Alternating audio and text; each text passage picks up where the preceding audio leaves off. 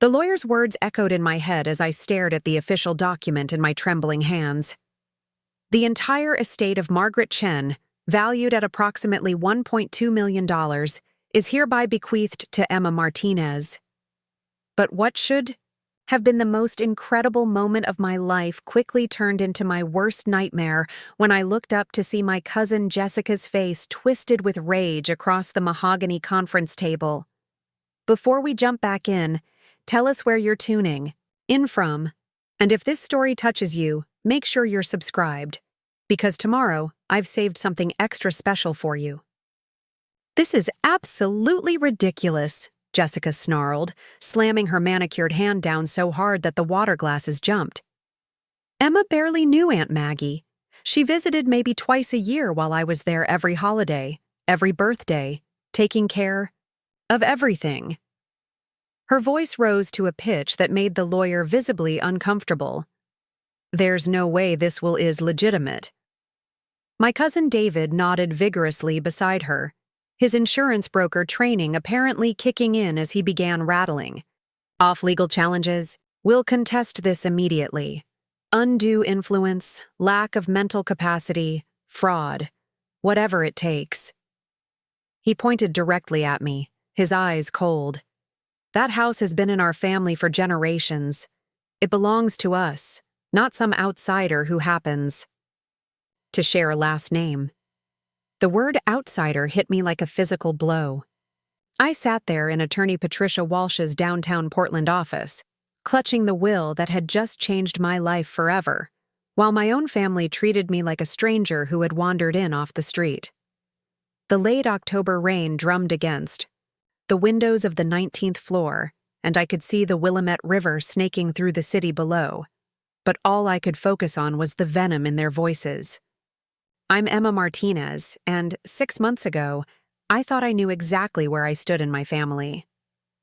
I'm 28 years old, a freelance graphic designer living in a cramped studio apartment in Portland's Pearl District, barely making enough to cover rent and student loans. My life was ordinary, predictable, and honestly, pretty lonely.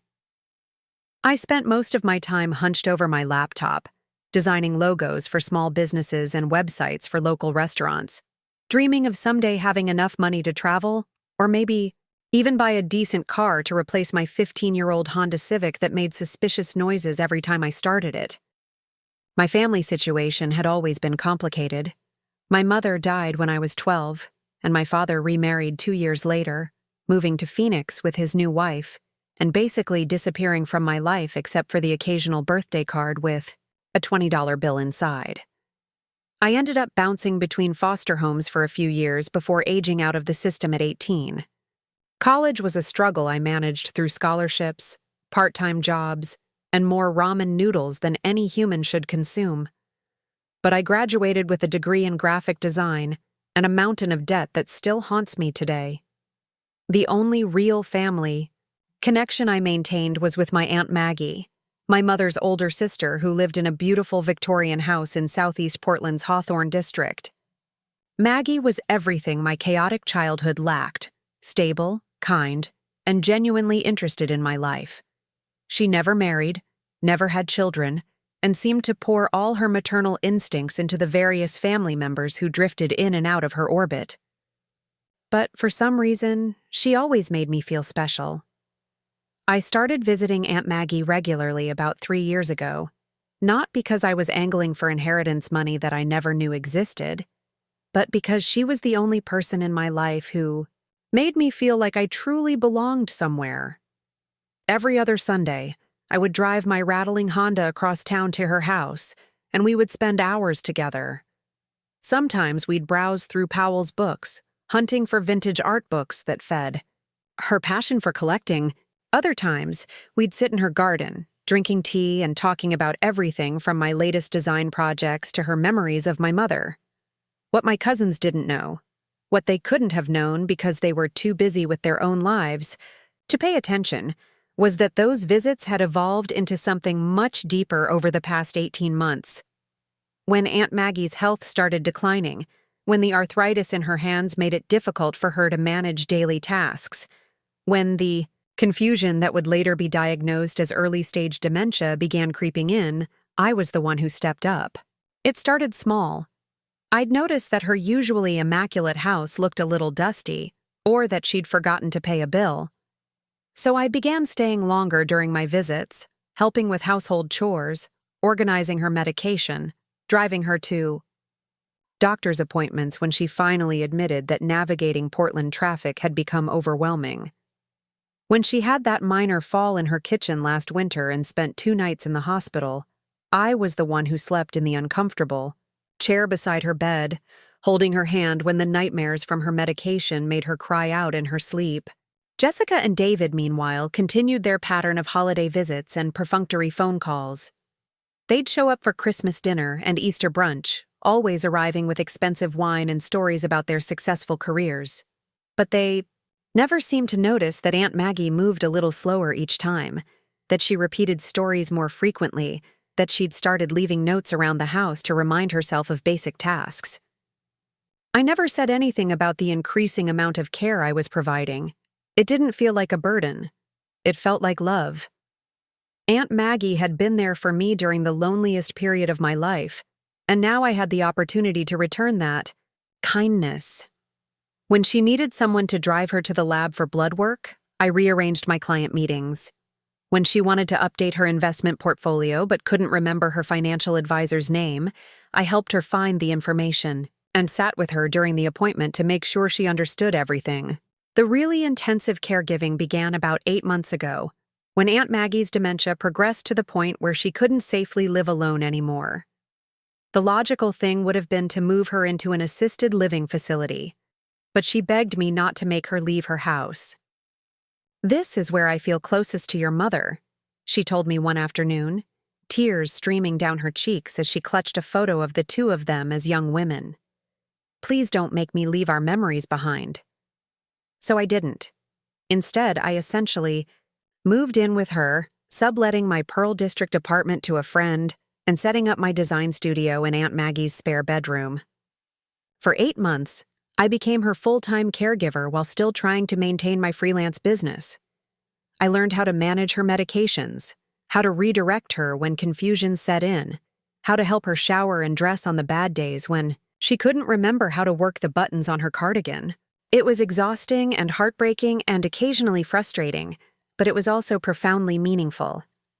During her lucid moments, Aunt Maggie would tell me stories about my mother that I'd never heard before. She'd describe their childhood adventures, their dreams for the future, the way my mother's face lit up when she found out she was pregnant with me. Those conversations felt like receiving pieces of myself that I'd thought were lost forever. Jessica and David had no idea about any of this. They knew Aunt Maggie's health was declining, but they assumed she was managing fine on her own, maybe with the help of a cleaning service or a part-time aide. When they called, which was maybe once a month, I would answer Aunt Maggie's phone and chat politely about how she was doing, never mentioning that I was basically living there full-time. Aunt Maggie, in her pride, didn't want them to know how much help she needed, and I respected her wishes. The end came suddenly, the way it often does with elderly people who seem to be stable one day and gone the next. Aunt Maggie had a stroke, in her sleep on a Tuesday night in late September. I found her the next morning when she didn't come down for breakfast, and by the time the paramedics arrived, it was clear that she wouldn't recover. She spent her final 4 days at Legacy Emanuel Medical Center, drifting in and out of consciousness while I held vigil beside her bed. I called Jessica and David, of course. They both came to the hospital, bringing flowers and expressing appropriate grief, but they also seemed genuinely shocked by how quickly everything had happened. "She seemed fine at Easter," Jessica kept saying, as if the 6 months between April and September hadn't contained a lifetime of small declines and daily struggles. They stayed for a few hours each day, but I was the one who slept in the hospital chair, who held Aunt Maggie's hand during her final moments, who made the arrangements with the funeral home when she passed peacefully on a Saturday morning. The funeral was small but beautiful, held at the neighborhood church where Aunt Maggie had been a member for over 30 years. Jessica organized the reception, displaying her event planning skills with an elaborate spread of catered food and carefully arranged flower arrangements. David gave a touching eulogy about Aunt Maggie's generosity and kindness, mentioning how she'd always been the center of family gatherings. Both of them spoke lovingly about their memories of holiday visits and summer barbecues in her backyard. Neither of them mentioned the reality of her final years, the daily care she'd needed, the gradual loss of independence that had defined her last months. I didn't expect them to. They genuinely didn't know. But sitting in that church pew, listening to them describe a version of Aunt Maggie's life that bore little resemblance to the woman I'd been caring for, I felt a strange disconnect between their public grief and my private loss. After the funeral, everyone assumed that the estate would be divided among the family members according to some standard formula. Aunt Maggie had always been vague about financial matters, mentioning investments and savings but never discussing specifics. The house itself was obviously valuable, a beautifully maintained Victorian in one of Portland's most desirable neighborhoods, but no one talked openly about inheritance expectations. Jessica, however, had clearly given it considerable thought. During the post-funeral gathering at the house, she made several comments about keeping the house in the family and maintaining Aunt Maggie's legacy. She walked through the rooms like she was already mentally redecorating, discussing which pieces of furniture she might want to keep and which items could be sold. David was more subtle, but I caught him photographing some of Aunt Maggie's valuable art pieces, probably for insurance or appraisal purposes. I said nothing during these conversations, partly because I was still processing my grief, and partly because the idea of fighting over Aunt Maggie's possessions while her memory was still fresh felt wrong to me. I assumed that whatever happened with the estate, I'd probably receive some small keepsake, maybe one of her vintage art books or a piece of jewelry that had belonged to my mother. The thought of inheriting anything substantial never crossed my mind. That's what made the reading of the will so shocking. Attorney Patricia Walsh had requested that all potential beneficiaries gather in her downtown office 2 weeks after the funeral. I assumed this was a formality, that I was being included out of politeness rather than any expectation of significant inheritance. I wore my only decent dress, a simple black one I'd bought for job interviews, and took the bus downtown because parking in the financial district was too expensive for my budget. Jessica arrived in her luxury SUV, dressed in a tailored suit that probably cost more than I spent on clothes in 6 months. David pulled up in his BMW, checking his phone constantly, as we waited in the law office's marble lobby. They talked quietly between themselves about estate taxes and property values, clearly operating under the assumption that they would be inheriting everything jointly and already making plans for how to handle the logistics.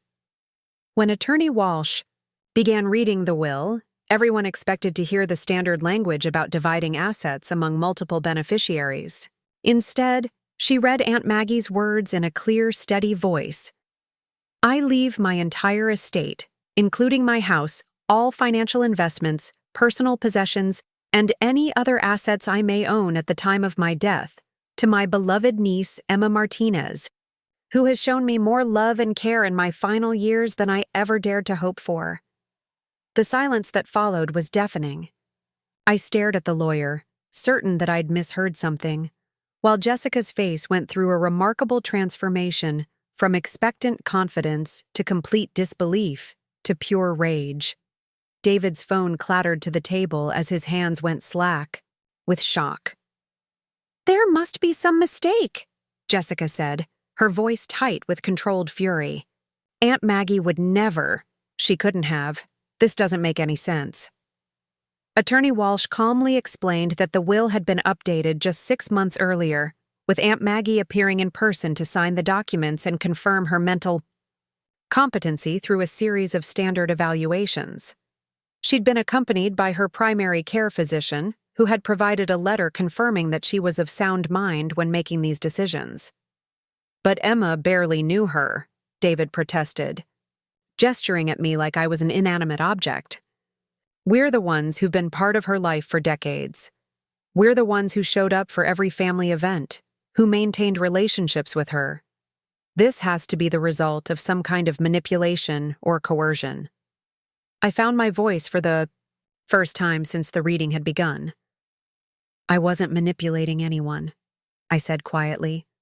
I was taking care of her. Taking care of her? Jessica's laugh was sharp and bitter.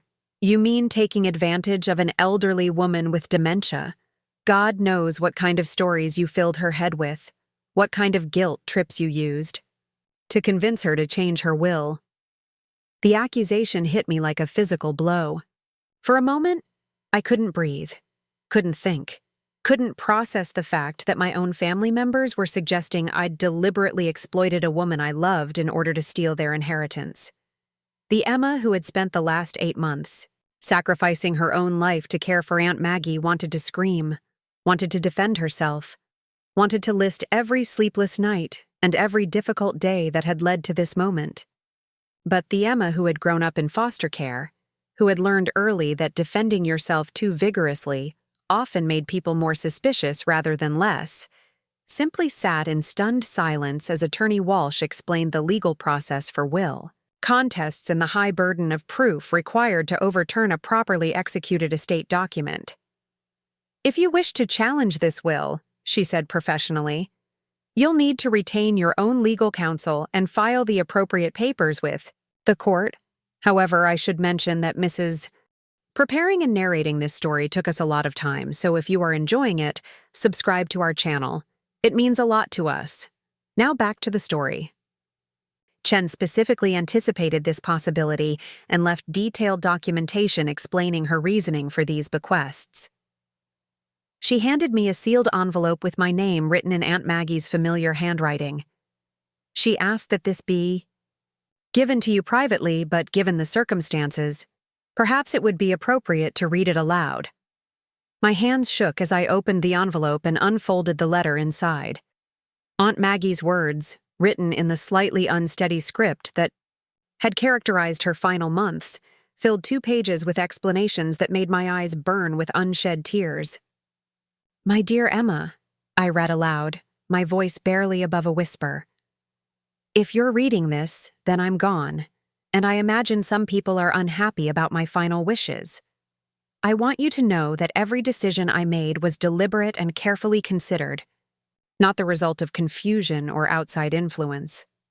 I paused, glancing up to see Jessica and David listening with expressions of skeptical attention, as if they were waiting for evidence of Aunt Maggie's mental decline rather than clarity of purpose. You may not realize how much your presence meant to me in my final years, I continued reading. When the simple tasks of daily life became overwhelming, when I felt like I was losing pieces of myself to this disease, you were there with patience and kindness that reminded me I was still worth caring for. You never made me feel like a burden, even when I knew I was becoming one. The letter went on to detail specific instances of care that I'd provided, driving her to appointments when she could no longer safely navigate traffic, organizing her medications when she kept forgetting which pills to take when, staying overnight when she was frightened by the confusion that came with her condition.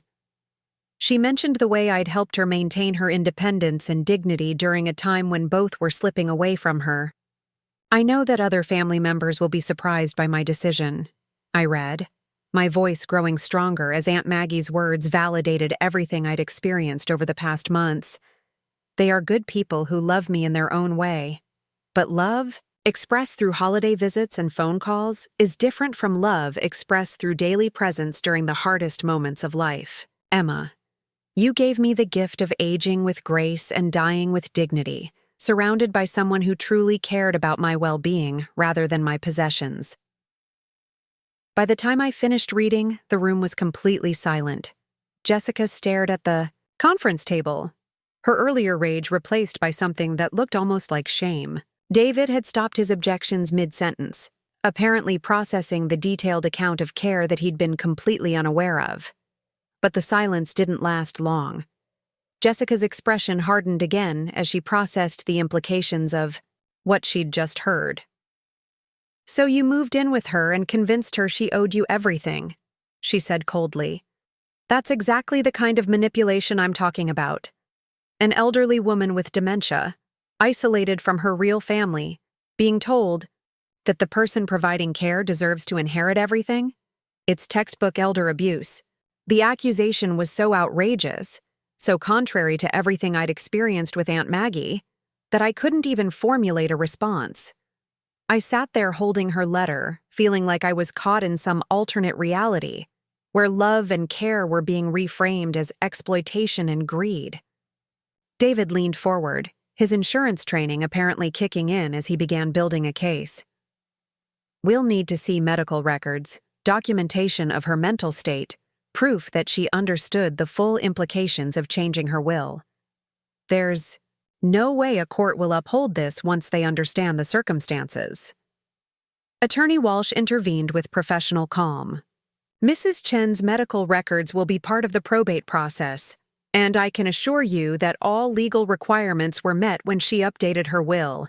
She was evaluated by her physician specifically to confirm her mental competency for making these decisions. Then we'll get our own medical evaluation, Jessica snapped. We'll prove that she wasn't capable of making rational decisions about something this important. As they continued planning their legal strategy, treating me like I wasn't even in the room, I felt a familiar sense of isolation that reminded me of my childhood. Once again, I was the outsider, the one who didn't really belong, the one whose version of events couldn't be trusted. The fact that I'd spent 8 months caring for Aunt Maggie apparently meant nothing compared to their sense of entitlement to her estate. When the meeting finally ended, Jessica and David left together, their heads bent in intense conversation about lawyers and legal challenges.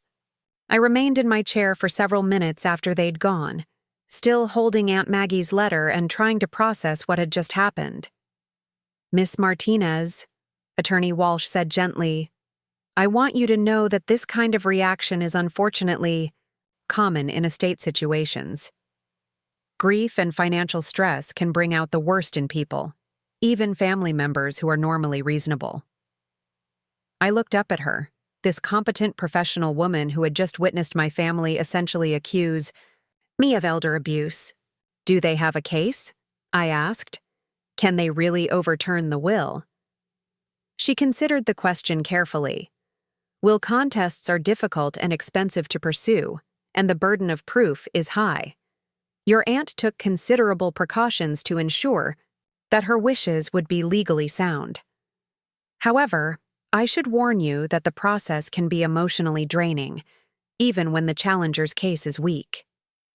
As I rode the bus back across town to the house that was now legally mine, I stared out the window at the familiar Portland neighborhoods and tried to make sense of what had just happened. 6 hours ago, I'd been a struggling graphic designer with barely enough money to cover rent.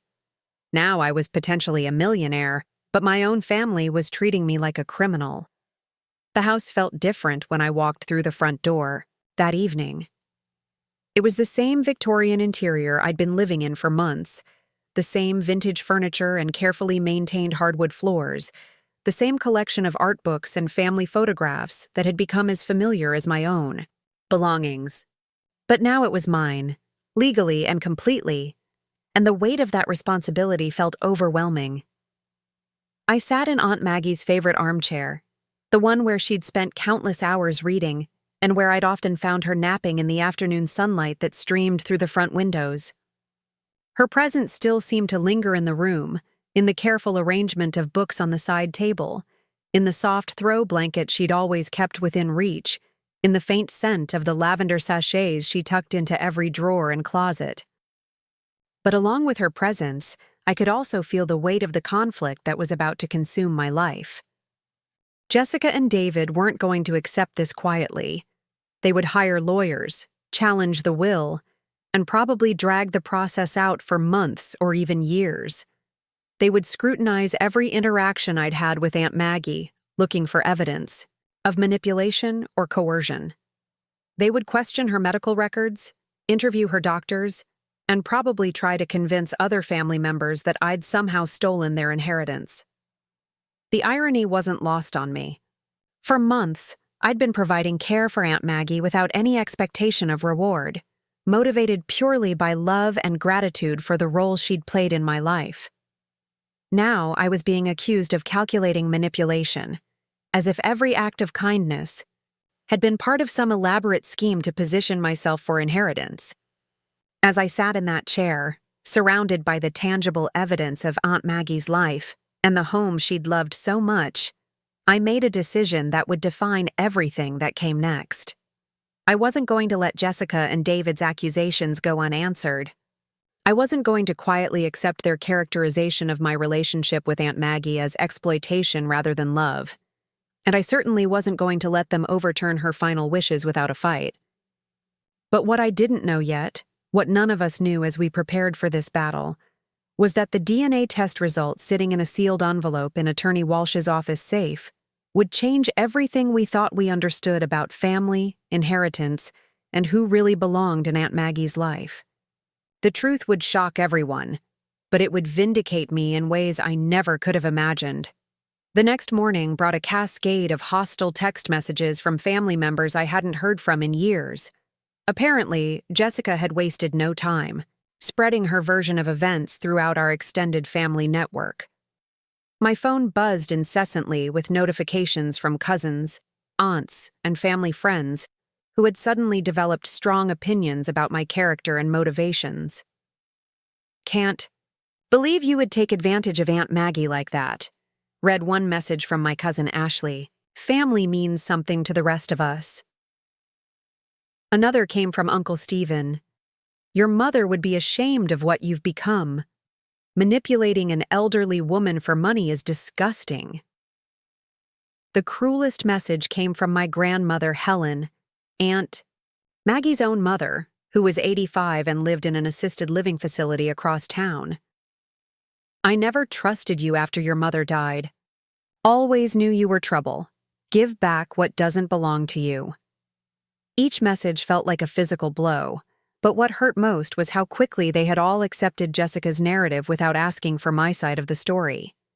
These were people who had known me since childhood, who had watched me struggle through foster care and put myself through college, who had seen me graduate and try to build a career from nothing.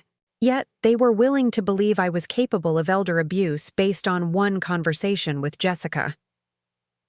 I set my phone aside and walked through Aunt Maggie's house, trying to find some peace in the morning routine we had shared for so many months. I made coffee using her vintage percolator, the same way she had taught me, and sat at the kitchen table where we had eaten countless breakfasts together. The silence felt different now, heavier with the weight of conflict and accusation rather than the comfortable quiet of shared companionship. But as I sat there, surrounded by the evidence of the life Aunt Maggie and I had built together, I realized that I wasn't just fighting for an inheritance. I was fighting for the truth about who I was and what our relationship had meant. Every family member sending hateful messages had reduced 8 months of genuine care and love to a calculated scheme. For money, they were rewriting the story of Aunt Maggie's final years to fit their own sense of betrayal, erasing the reality of what we had experienced together. That's when I made my first strategic decision. If Jessica and David wanted to challenge the will based on claims about Aunt Maggie's mental state and my supposed manipulation, then I would provide evidence of the truth. I would document everything, just as methodically as I had managed Aunt Maggie's care, and I would make it impossible for anyone to question the legitimacy of our relationship or her decision-making capacity. I started in Aunt Maggie's bedroom, where she had kept a detailed calendar marking all her appointments, medications, and daily activities. Even as her memory began to fade, she had maintained this system with my help, and the pages told a clear story of gradual decline managed with dignity and care. Doctor visits were marked in blue ink, medication adjustments in red, and family visits in green. The green marks were sparse and clustered around holidays, while the blue and red marks created a dense pattern of medical management that had required constant attention. More importantly, scattered throughout the calendar were small personal notes in Aunt Maggie's handwriting. Emma stayed over, watched old movies. Cooking lesson with Emma, she made my mother's soup recipe. Emma drove me to see Dr. Patterson, asked good questions. These weren't the notations of someone being manipulated. They were the grateful observations of someone who felt cared for and supported. I photographed every page of the calendar, creating a chronological record that would be impossible to dispute. Then I moved to her desk, where she had kept a small, leather journal that I had never read during her lifetime. Opening it felt like an invasion of privacy, but I knew that her own words would be the strongest defense against accusations of coercion. The journal entries from her final months were heartbreaking in their honesty. She wrote about her fear of losing her independence, her frustration with forgetting simple tasks, and her gratitude for my presence during the most difficult period of her life. One entry from 3 months before her death stood out particularly clearly. Emma doesn't know how much she's saving me. Not just with the practical things, though God knows I can't manage the pills anymore without her help. She's saving my dignity. She never makes me feel stupid when I can't remember something. She never acts like I'm a burden, even though I know I am. I need to make sure she's taken care of when I'm gone. She's given up so much of her own life for me. Another entry, written just 2 weeks before she updated her will, was even more explicit. Talk to Emma about her student loans today. She tries to hide how much she's struggling financially, but I can see it. She's spending all her time taking care of me instead of building her career. Jessica and David have their own lives, their own money, their own families. They don't need what I can give them. But Emma needs a real chance at life, and I can provide that. I've made my decision. As I read through months of entries, a clear picture emerged of a woman who was dealing with cognitive decline, but remained entirely lucid about her relationships and her values. She wrote extensively about her love for all her family members, but she also noted the difference between Jessica and David's occasional visits and my constant presence. She wasn't confused about who was providing her daily care. She was deeply grateful for it and determined to show that gratitude in the most meaningful way possible. I carefully photographed each relevant journal entry, building a collection of evidence that would demonstrate Aunt Maggie's mental clarity and her reasons for changing her will. But as powerful as her written words were, I knew that Jessica and David would find ways to dismiss them or claim they were influenced by my presence. I needed more than Aunt Maggie's perspective. I needed documentation from objective third parties who had witnessed our relationship. My next stop was Dr. Rebecca Patterson's office, where Aunt Maggie had received her primary care for over a decade. Dr. Patterson had been the physician who provided the mental competency evaluation when Aunt Maggie updated her will, and she had also witnessed our interactions during dozens of appointments over the past year. I was wondering when I'd hear from you, Dr. Patterson said when I called to request a meeting. I heard about the will reading, and I can imagine there are some unhappy family members right now. When I arrived at her office that afternoon, Dr. Patterson was direct and supportive in a way that reminded me why Aunt Maggie had trusted her so completely. Your aunt was very clear about her reasoning when she asked me to evaluate her mental competency, she said. She knew that her decision would surprise some people, and she wanted to make sure there would be no question about her cognitive state when she made it. Dr. Patterson explained that Aunt Maggie had specifically requested a formal evaluation to document her mental clarity, understanding that the inheritance decision might be challenged. The evaluation had included cognitive testing, memory assessments, and detailed questioning about her understanding of her financial situation and family relationships. She scored well within normal ranges on all cognitive measures, Dr. Patterson continued. More importantly, she demonstrated clear understanding of her assets, her family dynamics, and the implications of her inheritance decisions. She could articulate specific reasons for her choices, and those reasons were entirely rational given the circumstances of her care. But what Dr. Patterson told me next was even more valuable than the official competency evaluation. As Aunt Maggie's primary care physician, she had observed our relationship during every appointment for the past year, and she had documented her observations in Aunt Maggie's medical records. I watched you transform from an occasional visitor to a primary caregiver, Dr. Patterson said. Your aunt would light up when you walked into the room, and you clearly knew details about her condition and daily challenges that other family members didn't. You asked informed questions, took detailed notes, and followed through on medical recommendations. In my professional opinion, you were providing the kind of comprehensive care that typically requires either a professional aide or a very dedicated family member. She offered to provide a written statement about her observations, along with copies of relevant medical records that documented the progression of Aunt Maggie's condition and the consistency of my involvement in her care. This would be crucial evidence that our relationship was based on genuine caregiving rather than manipulation. From Dr. Patterson's office, I drove to Legacy Emmanuel Medical Center, where Aunt Maggie had spent her final days. The nursing staff in the cardiac unit remembered both of us clearly, particularly because I had been there around the clock during her final days, while other family members visited only briefly. You were the one who knew all her preferences, said Linda, the charge nurse who had coordinated Aunt Maggie's care. You knew how she liked her pillows arranged, which music calmed her down when she got agitated, how she preferred her water with just a little ice. That kind of knowledge doesn't come from occasional visits. It comes from daily caregiving. Linda and 2 other nurses agreed to provide written statements about their observations during Aunt Maggie's hospital stay. They had noted the difference between my constant presence and the brief visits from other family members, and they had documented my involvement in medical decisions and comfort care. But the most powerful testimony came from Mrs. Dorothy Sanders, Aunt Maggie's next-door neighbor for over 20 years. Mrs. Sanders was 72 years old, sharp as a tack, and had witnessed the entire progression of my involvement in Aunt Maggie's life from her kitchen window, which overlooked Aunt Maggie's driveway and back garden. I saw you there almost every day for months, Mrs. Sanders told me when I knocked on her door that evening. At first, it was just weekends, but then it became more and more frequent.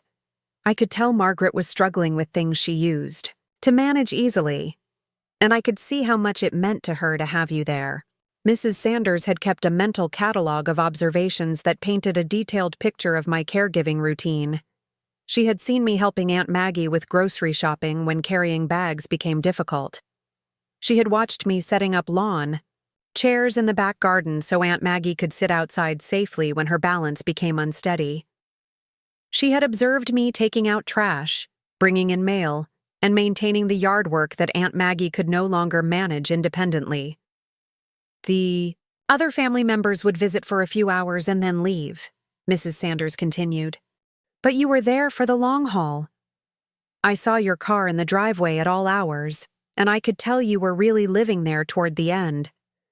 Margaret used to tell me how grateful she was to have you, how much it meant to her to age in her own home instead of going to a facility.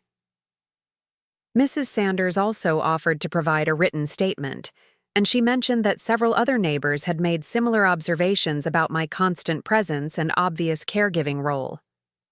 This community perspective would be invaluable in demonstrating that my relationship with Aunt Maggie was visible and genuine, not hidden or manipulative. As I drove home that evening with a collection of statements, medical records, and documentary evidence, I felt a cautious sense of optimism for the first time since the will reading. I had spent the day gathering proof of everything I had experienced with Aunt Maggie, and the picture that emerged was clear and consistent. Multiple independent witnesses could testify to the extent of my caregiving, Aunt Maggie's mental clarity, and the genuine nature of our relationship. But I also knew that Jessica and David wouldn't give up easily. They had too much money at stake, and their sense of entitlement ran too deep for them to accept any evidence that contradicted their narrative. They would hire expensive lawyers, challenge every piece of documentation, and probably try to discredit anyone who supported my position. That night, I sat at Aunt Maggie's computer and began compiling everything into a comprehensive file. I scanned documents, organized photographs, and created a timeline that clearly showed the progression of our relationship from occasional visits to full-time caregiving. I included bank records showing my reduced income during the months when I was prioritizing Aunt Maggie's care over my freelance business, demonstrating the financial sacrifice I had made to be available for her needs. I also began researching legal precedents for will contests, learning about the standards courts use to evaluate claims of undue influence and mental incapacity. The more I read, the more confident I became that Jessica and David's case would be difficult to prove. Courts required clear evidence of cognitive impairment or coercive behavior, and everything I had documented pointed in the opposite direction. But as I worked late into the night, organizing evidence and preparing for a legal battle I had never wanted, I couldn't shake the sadness of what this conflict was doing to Aunt Maggie's memory. She had spent her final months surrounded by love and care, dying peacefully in the knowledge that she would be able to provide security for someone who had sacrificed for her. Now her final wishes were being attacked, her mental capacity questioned, and her judgment dismissed by family members who cared more about money than about honoring her legacy. The next few days brought more hostile messages from family members, but also some unexpected support. My boyfriend Ryan, who had witnessed my devotion to Aunt Maggie throughout our relationship, was furious about the accusations being made against me. "Anyone who spent 5 minutes watching you with her would know this is ridiculous," he said. "You literally restructured your entire life around her care. The idea that you were manipulating her is insane." My best friend Sophia was equally supportive, offering to provide a statement about the changes she had observed in my life as I took on increasing responsibility for Aunt Maggie's care. "You stopped going out, stopped traveling, stopped doing anything that would take you away from her for more than a few hours," Sophia reminded me. "You talked about her constantly, worried about her constantly, and made every decision based on what was best for her health and happiness. That's not manipulation, that's love." But the most meaningful support came from Uncle Robert, Aunt Maggie's younger brother, who called me 3 days after the will reading. Uncle Robert lived in Seattle and hadn't been as involved in the day-to-day family dynamics, but he had spoken with Aunt Maggie regularly by phone and had visited several times during her final months. "I want you to know that I'm not surprised by Maggie's decision," Uncle Robert said. "During our phone calls, she talked about you constantly. She told me how you had moved in to help her, how you managed her medications and drove her to appointments. She was so grateful, Emma, and so worried about what would happen to you after she was gone." Uncle Robert revealed that Aunt Maggie had actually discussed her inheritance plans with him several months before updating her will. She had explained her reasoning, her concerns about Jessica and David's entitlement, and her desire to provide security for the person who had provided her with security during her most vulnerable time. "She asked me what I thought about leaving everything to you," Uncle Robert continued. "I told her it was her decision to make, but that I could see how much you meant to her and how much you had given up to care for her. She wasn't confused or manipulated, Emma. She was making a thoughtful decision based on love and gratitude."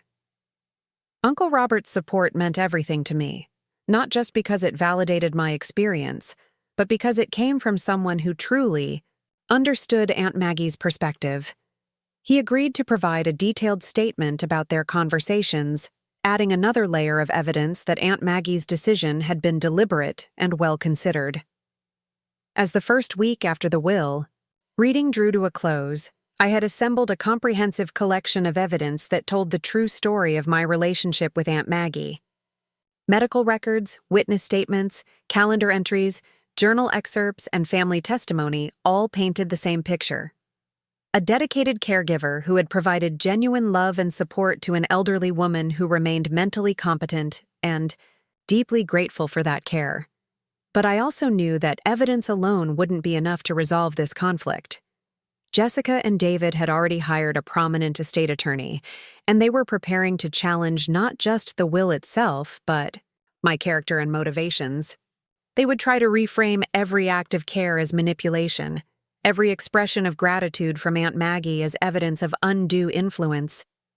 What they didn't know, what none of us knew yet, was that the most powerful evidence in my favor was still sitting unopened in Attorney Walsh's office safe.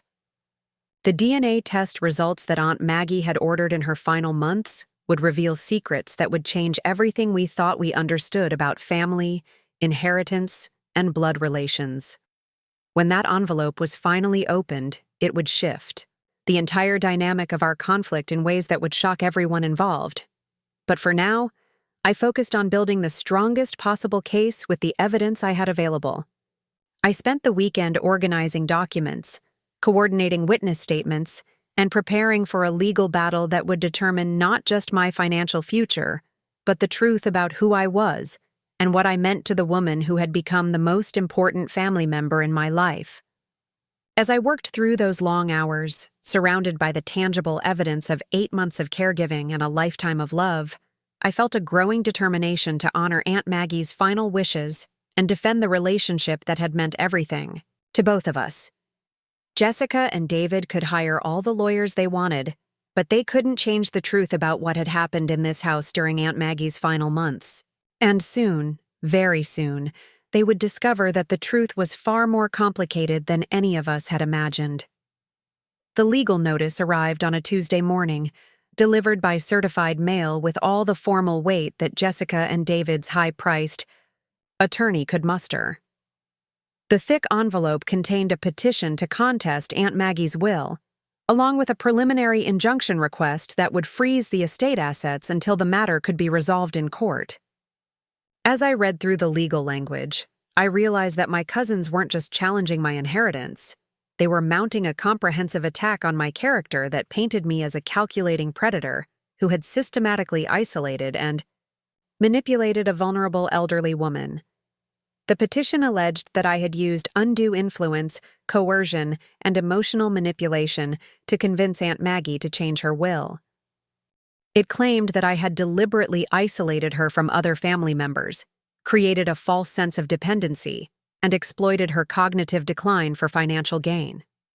The document described me as someone who had ingratiated herself into the deceased's daily life for the express purpose of obtaining financial benefit, as if 8 months of caregiving had been part of some elaborate con game.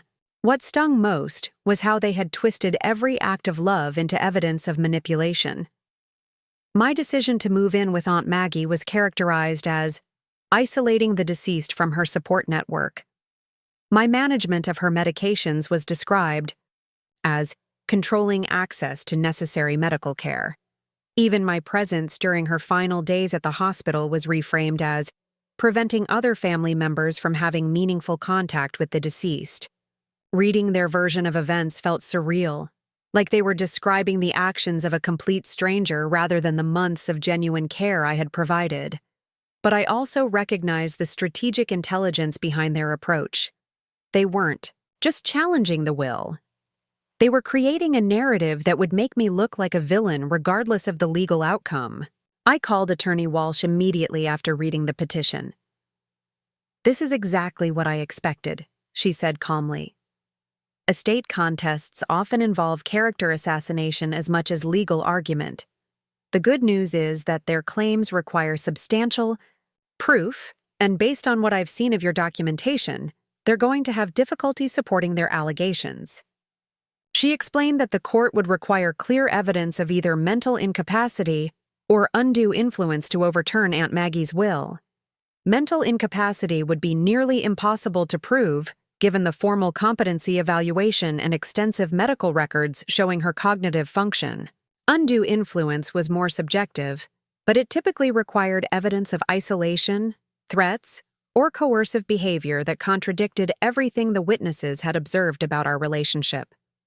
However, Attorney Walsh continued, I need to warn you that this process could take months or even years to resolve. They're requesting a jury trial, which means this will become a public spectacle where your entire relationship with your aunt will be scrutinized and debated.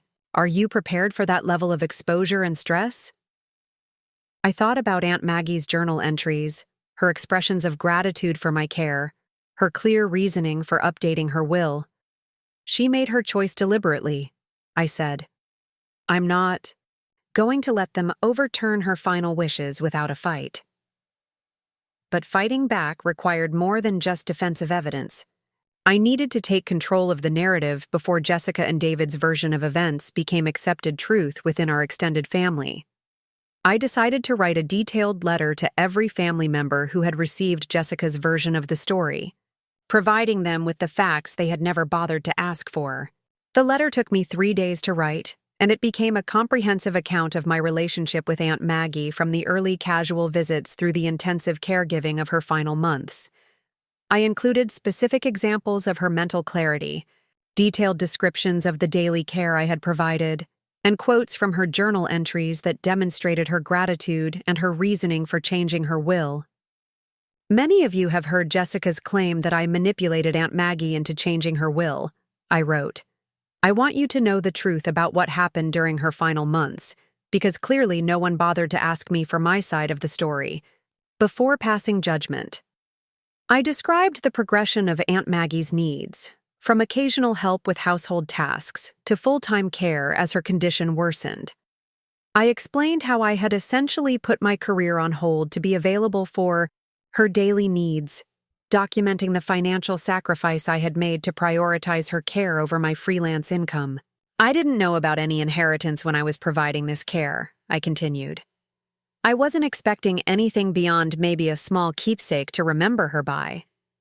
I helped her because I loved her and because she had been there for me during the loneliest time of my life. The idea that this was all part of some scheme to get her money is not just false. It's insulting to the genuine relationship we shared. I included copies of some of Aunt Maggie's journal entries, photographs of the detailed care calendar we had maintained together, and statements from Dr. Patterson and the hospital nursing staff about their observations of our relationship. I also attached a timeline showing the months of care I had provided before Aunt Maggie even mentioned updating her will, proving that my involvement couldn't have been motivated by inheritance expectations. The letter concluded with a direct challenge to their assumptions about family loyalty and financial motivation. Some of you seem to believe that blood relation automatically entitles you to inheritance regardless of the actual relationship you maintained with Aunt Maggie. But she chose to leave her estate to someone who had earned it through daily presence, consistent care, and genuine love. If you want to understand her reasoning, look at who was actually there for her when she needed help the most. I sent copies of the letter to 15 extended family members, including everyone who had sent me hostile messages after the will reading. The responses came quickly and revealed a sharp divide in family opinion. Some relatives, particularly those who had witnessed my dedication to Aunt Maggie firsthand, sent apologies for their initial reactions and support for my position. Others doubled down on their support for Jessica and David, apparently more committed to their sense of blood relation entitlement than to considering the actual facts of the situation. But the most significant response came from my cousin Ashley, David's younger sister, who called me the day after receiving my letter. Ashley was a nurse herself, and she understood the reality of elder care in ways that Jessica and David apparently didn't. I had no idea you were providing that level of care, Ashley said, her voice tight with emotion. David made it sound like you were just visiting occasionally and somehow convinced her to change her will.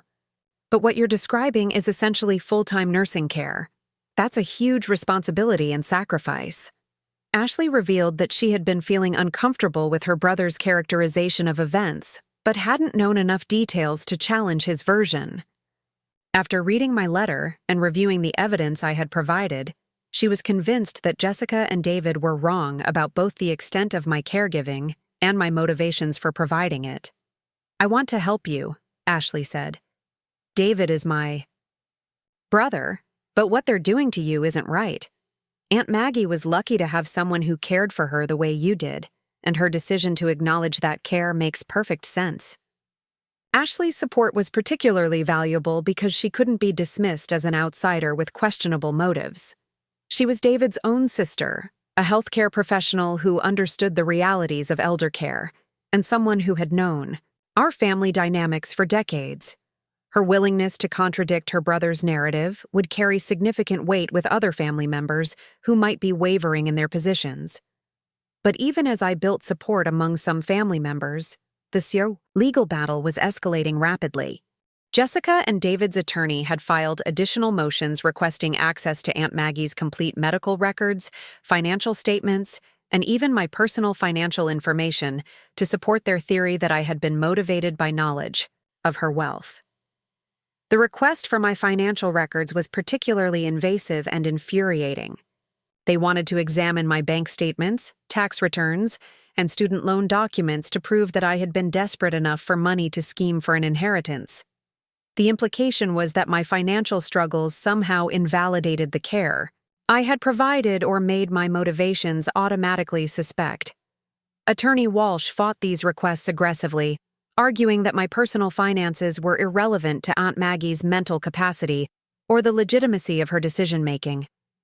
They're trying to put your character on trial rather than focusing on the legal requirements for overturning a will, she explained. This is a fishing expedition designed to find anything they can use to discredit you. The court granted some of their requests, but limited the scope of discovery to information directly relevant to Aunt Maggie's care and decision-making process. I would have to provide financial records showing my reduced income during the months when I was caring for her, but they couldn't access my complete financial history or unrelated personal information. As the legal discovery process unfolded, I realized that Jessica and David were facing a significant problem with their strategy. Every piece of evidence they uncovered seemed to support my version of events rather than their allegations of manipulation. Aunt Maggie's medical records clearly documented her mental competency throughout the period when I was providing care. Her appointment calendar showed the extensive medical management I had coordinated. Her journal entries expressed genuine gratitude and clear reasoning for her inheritance decision. Most damaging to their case was the timeline evidence that showed I had been providing intensive care for months before Aunt Maggie ever mentioned changing her will. If I had been scheming for inheritance, I would have needed to know about her wealth and her previous estate plans, but the evidence showed that I had been just as surprised by her financial resources as everyone else. Jessica and David's attorney seemed to recognize the weakness of their position because he began shifting tactics. Instead of focusing on claims of mental incapacity or direct manipulation, he started arguing that my care had created an inappropriate sense of obligation that constituted undue influence even without deliberate coercion. This new argument was more sophisticated, but ultimately just as flawed. It suggested that elderly people shouldn't be allowed to leave their estates to caregivers because gratitude for care automatically constituted undue influence. By this logic, anyone who provided significant help to an elderly person would be disqualified from inheritance, regardless of the legitimacy of the relationship or the elderly person's mental capacity. Attorney Walsh was contemptuous of this approach. They're essentially arguing that your aunt was incompetent to make rational decisions about gratitude and reciprocity, she said. It's a paternalistic argument that assumes elderly people can't distinguish between appropriate appreciation and undue influence. The courts don't generally accept that kind of reasoning unless there's evidence of specific coercive behavior. But while the legal arguments were proceeding in our favor, the personal cost of the conflict was becoming increasingly difficult to bear. The stress of being constantly portrayed as a manipulative schemer was affecting my sleep, my work, and my relationship with Ryan. I found myself second-guessing interactions I had had with Aunt Maggie, wondering if actions that had felt natural and loving at the time could somehow be misinterpreted as calculated manipulation. The most painful aspect was how the legal battle was overshadowing the grief I was still processing about Aunt Maggie's death. Instead of having time to mourn her loss and cherish memories of our relationship, I was spending every day defending that relationship against people who wanted to reduce it to a financial scheme. Every positive memory was being reframed as potential evidence of manipulation, and every expression of love was being analyzed for ulterior motives. Ryan became increasingly frustrated with my family's behavior and the toll it was taking on me. They're trying to make you feel guilty for being a good person, he said one evening after I had spent hours reviewing legal documents and preparing responses to discovery requests. You gave up almost a year of your life to take care of someone you loved, and now they're punishing you for it. It's insane. But Ryan's support, while emotionally valuable, couldn't resolve the fundamental challenge I was facing.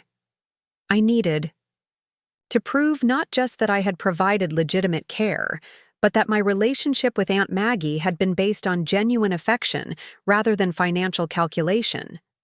This was difficult to demonstrate conclusively because love and care don't always leave the kind of documentary evidence that courts prefer. That's when I remembered something that might provide the kind of objective evidence I needed.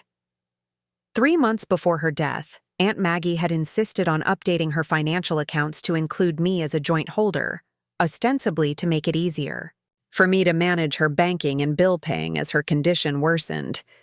At the time, I had been reluctant to accept this level of financial access because I was worried about exactly the kind of accusations that Jessica and David were now making, but Aunt Maggie had been insistent, and we had gone to the bank together to complete the paperwork.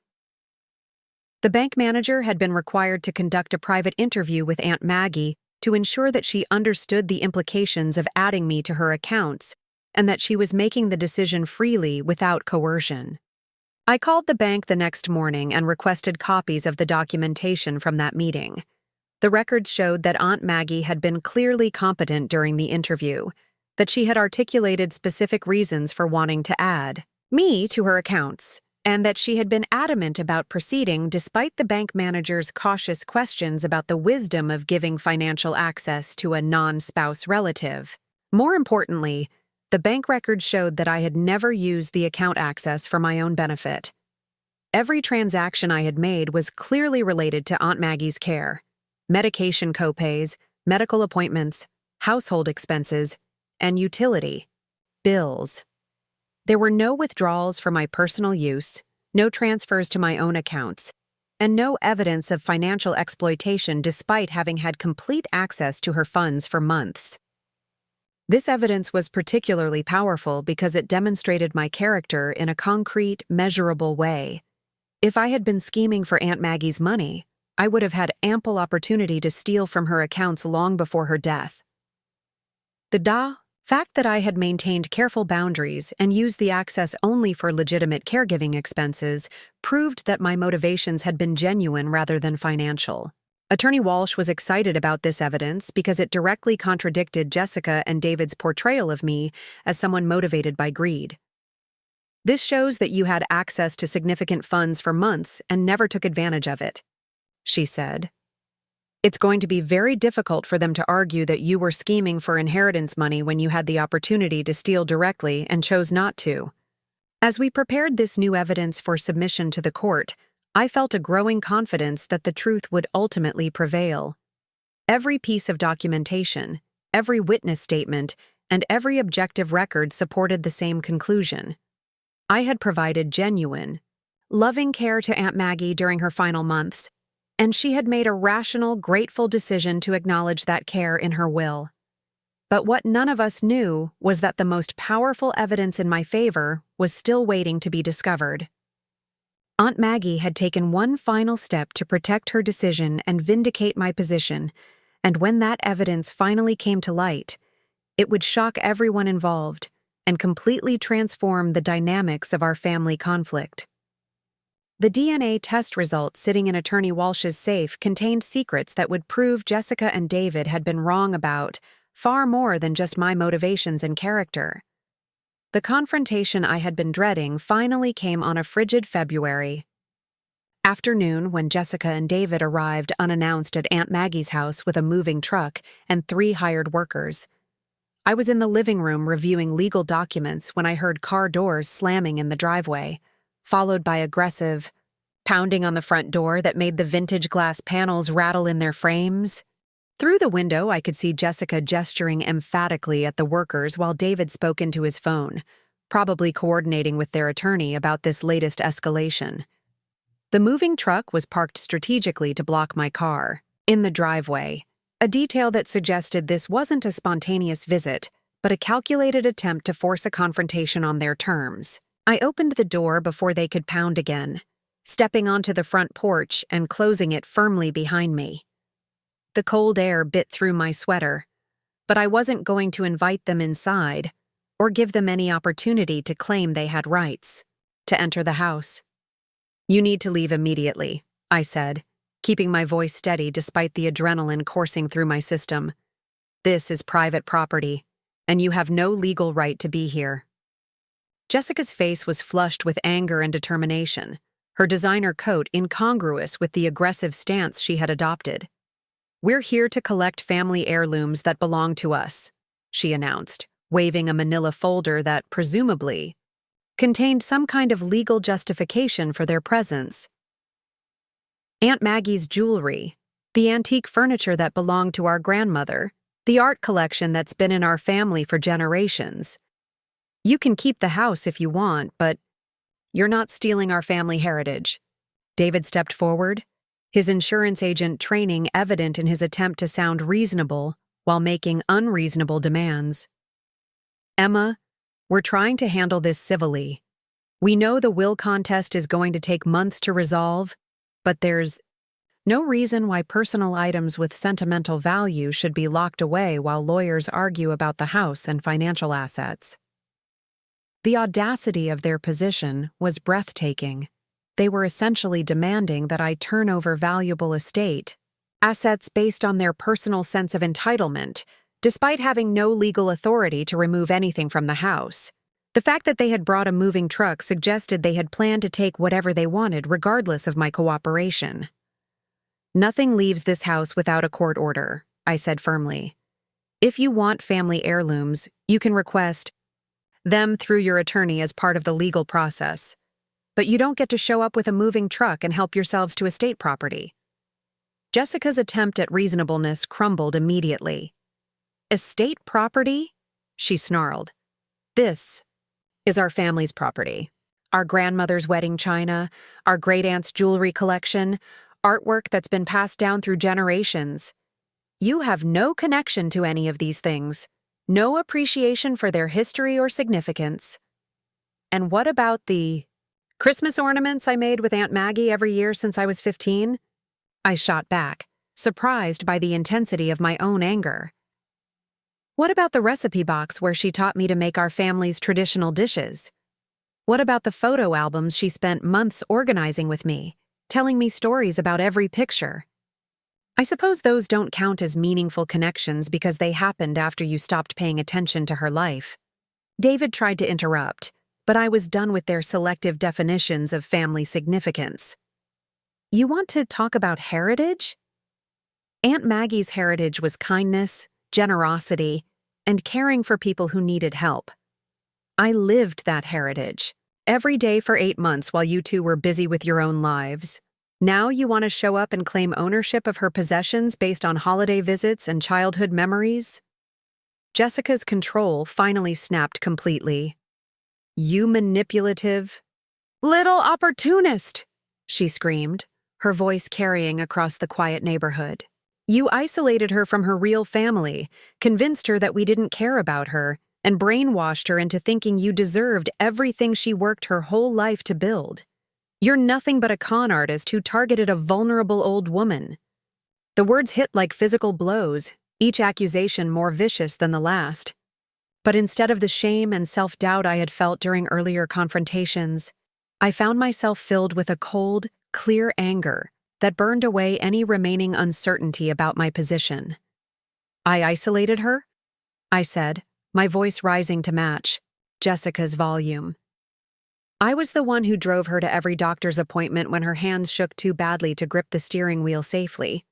I was the one who organized her medications when she started forgetting which pills to take when. I was the one who held her hand during panic attacks when the dementia made her forget where she was. Where exactly were you during those months, when she needed actual help rather than holiday visits and birthday cards?" David stepped between us, apparently recognizing that the situation was spiraling beyond their control. "Emma, calm down. We all loved Aunt Maggie and we all want to honor her memory. But you have to understand how this looks from our perspective. We've been part of this family our entire lives, and suddenly we find out that someone who barely knew her gets everything while we get nothing? The phrase barely knew her was like a match thrown onto gasoline. Every sleepless night I had spent monitoring her breathing. Every meal I had coaxed her to eat when appetite loss became dangerous. Every moment of confusion I had gently redirected, without making her feel foolish, crystallized into a fury that surprised me with its intensity.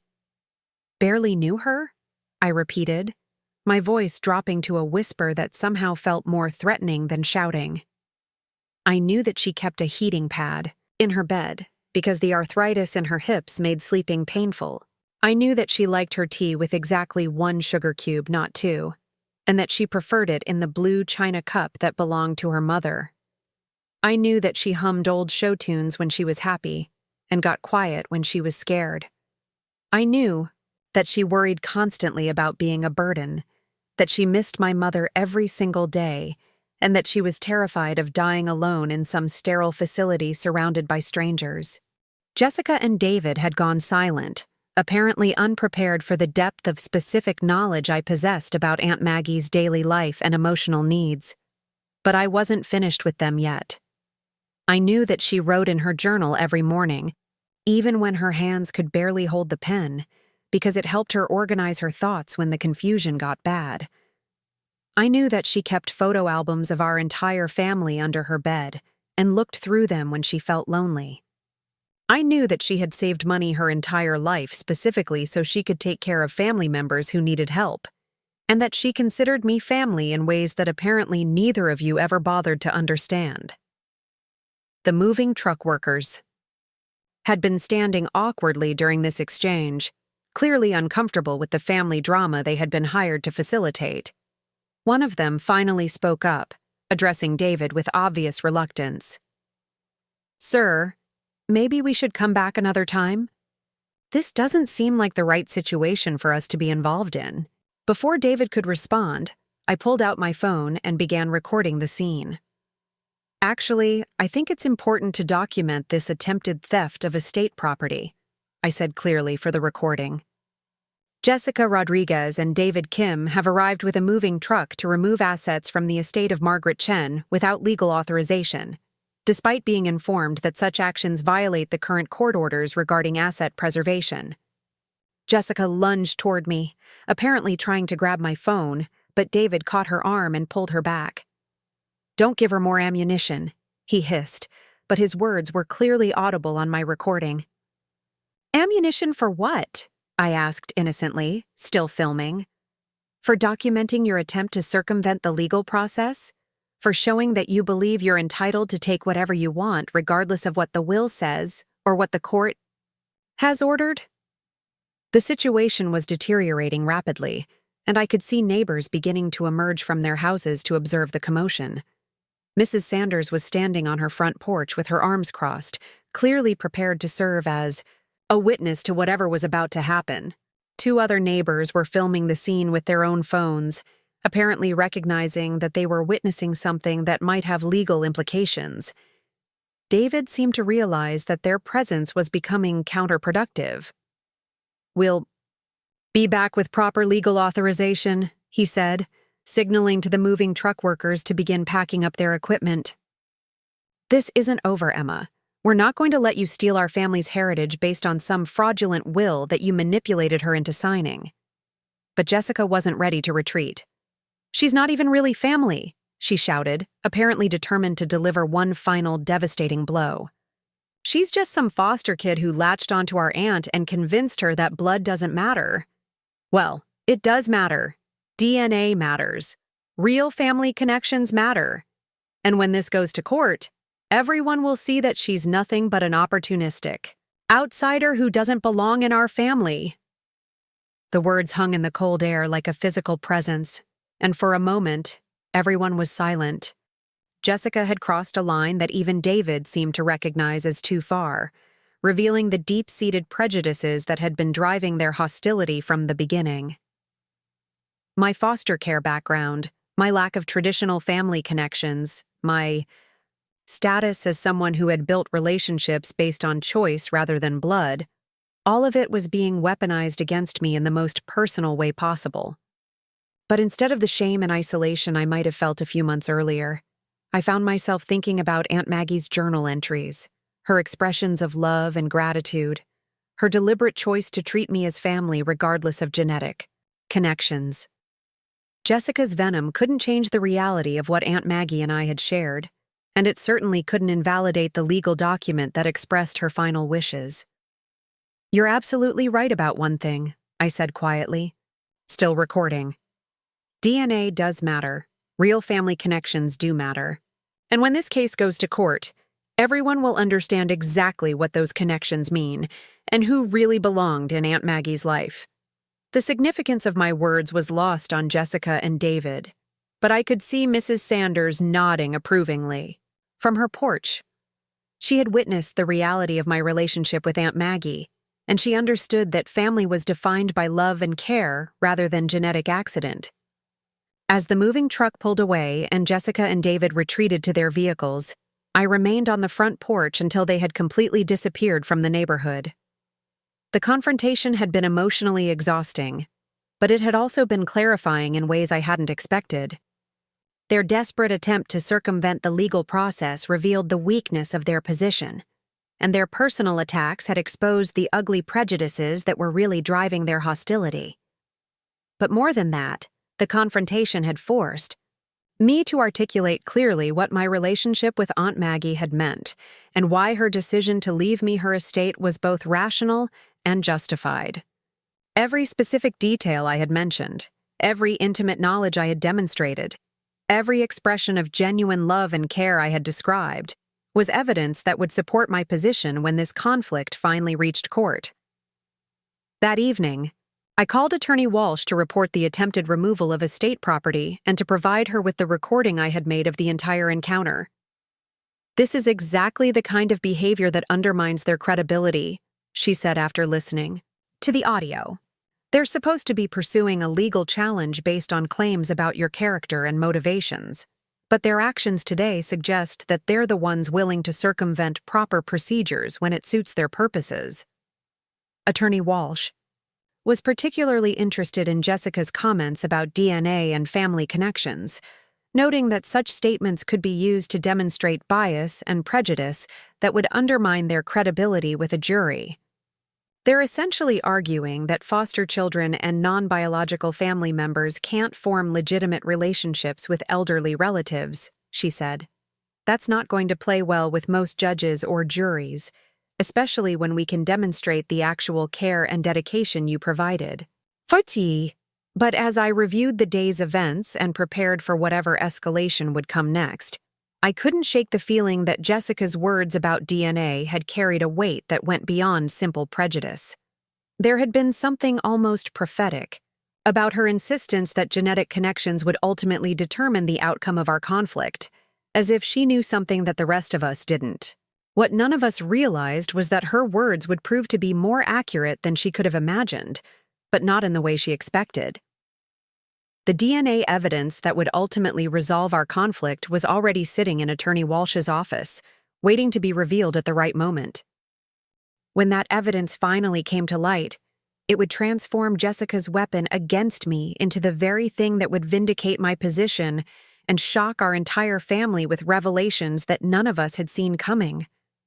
The test results that Aunt Maggie had quietly ordered during her final months contained secrets that would redefine everything we thought we knew about family, inheritance, and blood relations.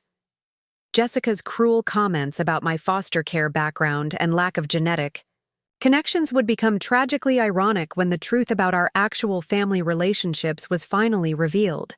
But for now, I focused on the immediate aftermath of the confrontation and the continuing legal battle that would determine whether Aunt Maggie's final wishes would be honored or overturned by relatives who had never bothered to understand the depth of our relationship. The recording I had made would become crucial evidence in court, but the most important evidence was still waiting to be discovered. The call from Attorney Walsh came on a Thursday morning in early March, just as the daffodils in Aunt Maggie's garden were beginning to push through the last patches of winter snow. I was sitting at the kitchen table with my laptop, working on a logo design for a new client, when my phone buzzed with her number on the display. "Emma, I need you to come to my office this afternoon," she said without preamble. "There's something we need to discuss regarding your aunt's estate, something that will significantly impact the will contest." The urgency in her voice sent a chill down my spine. After months of legal maneuvering and escalating hostility from Jessica and David, I had grown accustomed to Attorney Walsh's calm, measured approach to every development. This sudden intensity suggested that something major had shifted in our case, though I couldn't imagine what new evidence could possibly emerge after all this time. "Is it bad news?" I asked, already mentally preparing for another setback or complication that would extend the legal battle even further. "It's complicated news," she replied carefully. "I'd rather discuss it in person. Can you be here at 2 o'clock? And Emma, you might want to bring a friend or family member for support. What I need to tell you is going to be quite shocking." The drive downtown seemed to take forever, with every traffic light and construction delay amplifying my anxiety about what awaited me in Attorney Walsh's office. Ryan had offered to come with me, but I had declined, not wanting to involve him in what might be another devastating blow to my already fragile emotional state. Whatever Attorney Walsh needed to tell me, I would face it alone, just as I had faced everything else in this nightmare. When I arrived at her office, I was surprised to find that we weren't alone. A distinguished-looking man in his 60s was sitting across from Attorney Walsh's desk, wearing an expensive suit and holding a briefcase that suggested he was another lawyer. My first thought was that Jessica and David had somehow convinced their attorney to arrange a settlement meeting, though the man's appearance didn't match the aggressive lawyer they had been using. "Emma, please sit down," Attorney Walsh said, gesturing to the chair beside the stranger. "I'd like you to meet Dr. Michael Foster from Pacific Northwest DNA Laboratory. Dr. Foster has some information that's directly relevant to your inheritance case." Dr. Foster extended his hand with a professional smile that didn't quite reach his eyes. "Ms. Martinez, I'm sorry to meet you under these circumstances. What I have to tell you will probably come as quite a shock, but I want you to know that we've verified these results multiple times to ensure their accuracy." My confusion must have been obvious because Attorney Walsh leaned forward with an expression of gentle concern. "Emma, 3 months before your aunt died, she came to my office and asked me to arrange for comprehensive DNA testing. She said she had questions about family relationships that needed to be resolved before she finalized her estate planning." The room seemed to tilt slightly as I processed this information. DNA testing? Why would she need DNA testing? We're all related through her sister, my mother. What questions could she possibly have had? Dr. Foster opened his briefcase and withdrew a thick manila folder filled with scientific reports and laboratory documentation. "Ms. Martinez, your aunt, submitted DNA samples from herself, from you, and from several other family members for comprehensive genetic analysis. The results of that analysis have significant implications for your current legal situation." He spread several charts and graphs across Attorney Walsh's desk, pointing to specific sections highlighted in yellow. "According to our analysis, you and Margaret Chen shared approximately 25% of your DNA, which is consistent with her being your biological aunt. However, the other family members tested showed different relationships than what had been assumed." My head was spinning as I tried to understand what he was telling me. "I don't understand. What do you mean by different relationships?" "Jessica and David are my cousins. Their parents are Aunt Maggie's siblings. We've all known our family tree our entire lives." Attorney Walsh gently took my hand, her expression grave.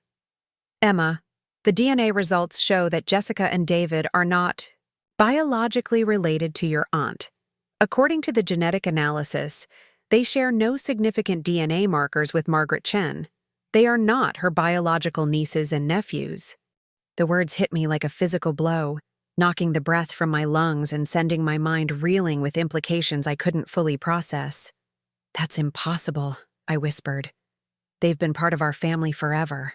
They came to every holiday, every birthday. Aunt Maggie talked about them as her sister's children. Dr. Foster's voice was gentle but firm as he continued his explanation. The DNA evidence is conclusive, Ms. Martinez. Jessica Rodriguez and David Kim are not related to Margaret Chen through any recent common ancestor.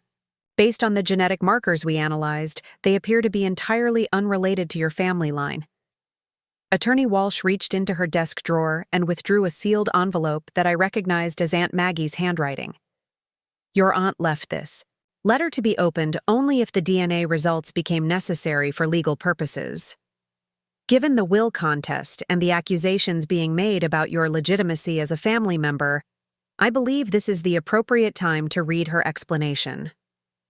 My hands shook as I opened the envelope and began reading Aunt Maggie's familiar script. The letter was dated just 2 weeks before she updated her will, and every word was written with the careful precision of someone who knew the information would eventually become crucial. My dear Emma, the letter began, if you're reading this, then the family conflicts I anticipated have come to pass, and the truth about our family relationships needs to be revealed.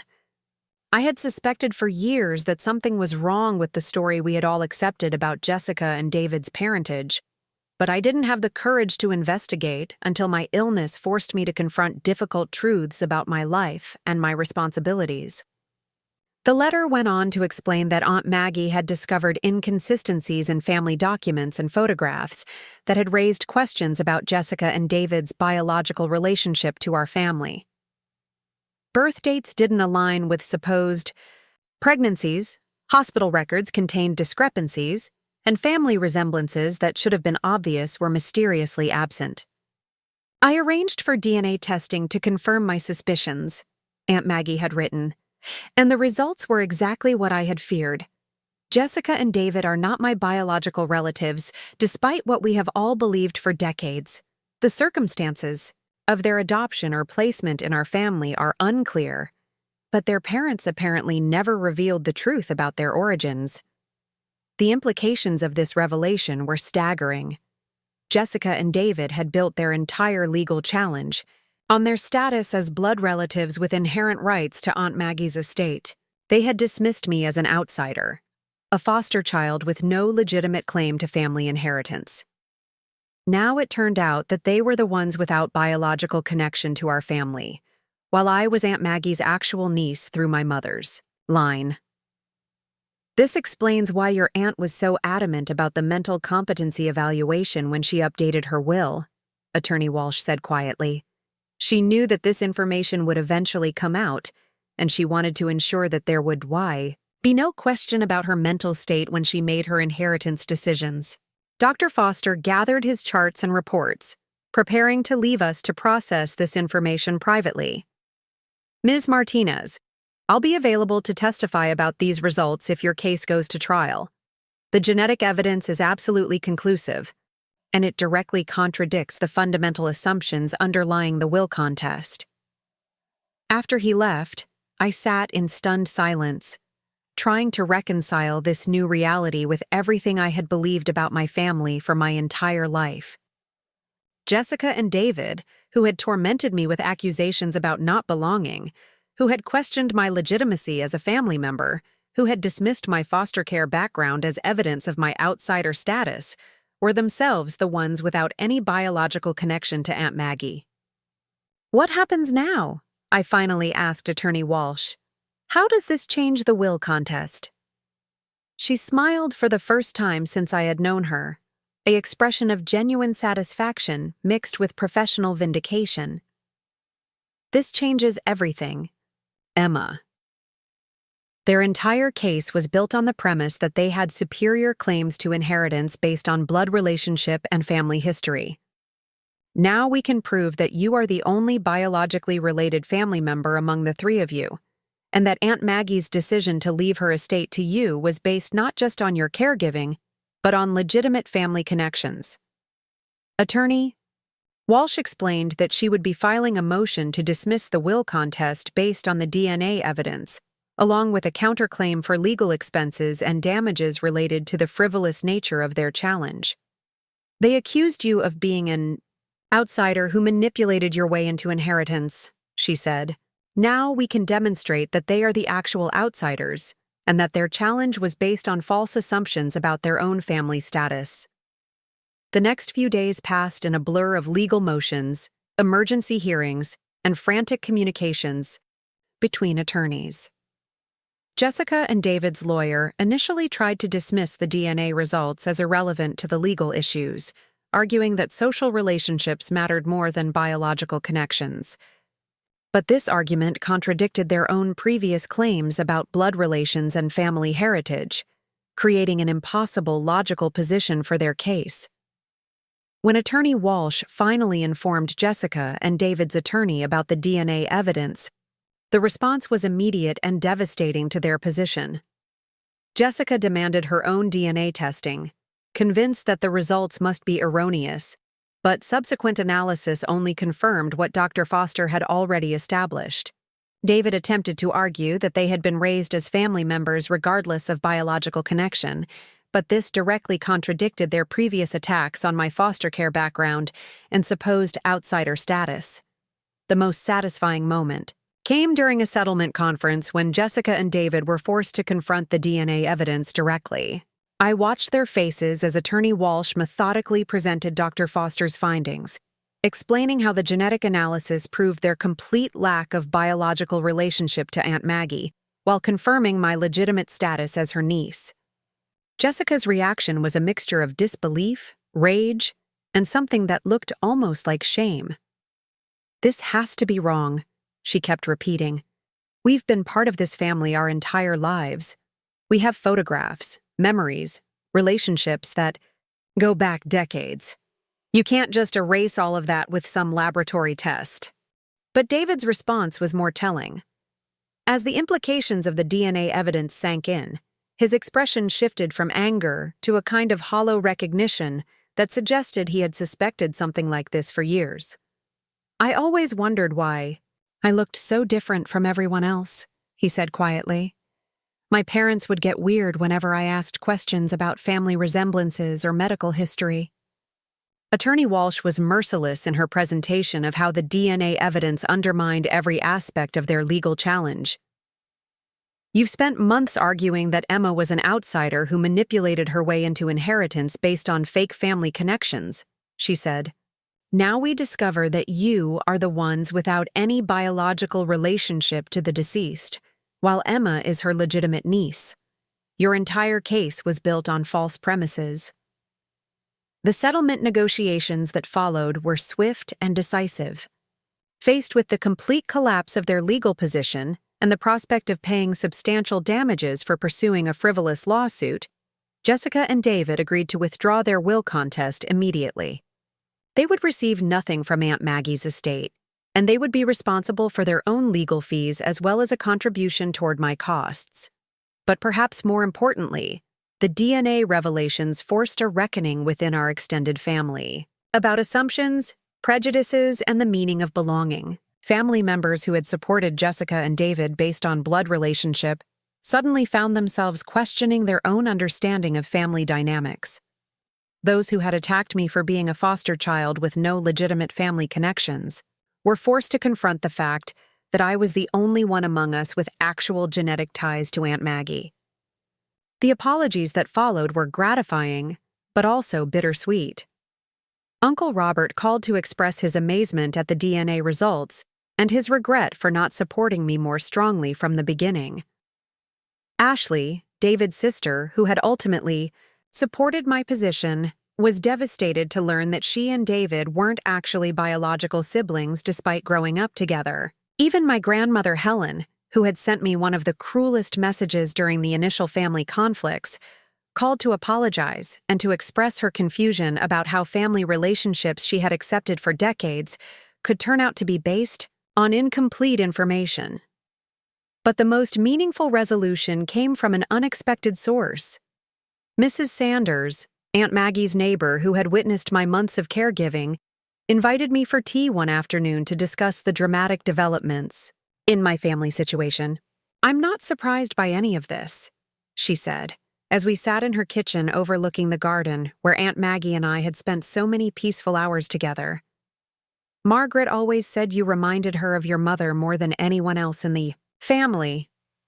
She used to tell me that you had the same kindness, the same way of putting other people's needs before your own. Mrs. Sanders revealed that Aunt Maggie had confided in her about her suspicions regarding Jessica and David's parentage, and that she had been relieved when the DNA testing confirmed what she had long suspected.